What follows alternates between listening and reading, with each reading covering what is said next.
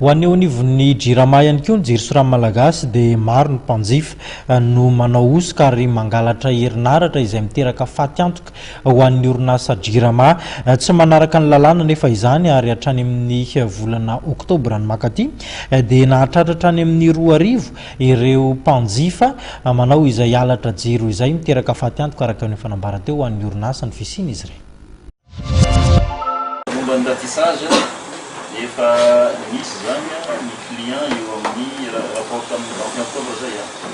fa après zay navita amin'ny province visité misy 20 000 clients visité 2 000 amreo nanao force dia ny vola aminy tokony arefina terminé 9 milliards io zany ny vola tokony aloha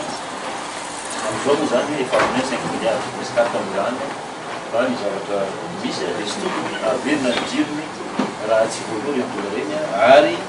zay systématiquement zay zany zava-misy ka itoy ary raha mijery nareo hoe raha 9 milliards 5 miazo mbola misy zany ny tokony tsaraina dikan'izay ary tena i-renforcer zay amin'io ary anao publicité amin'io zay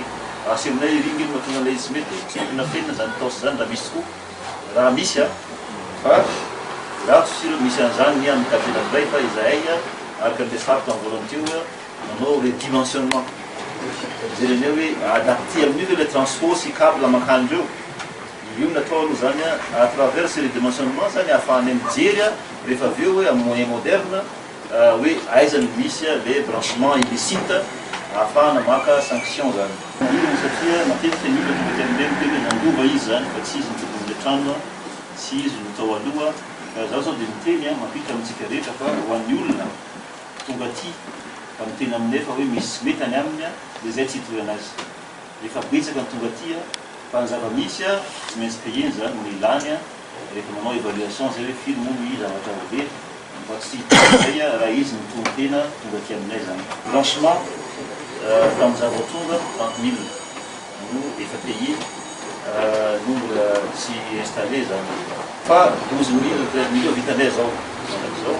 ary tokony vitanay avant ny fin du semestre zany miampy one paiement vita alohan'ny fin avril 2017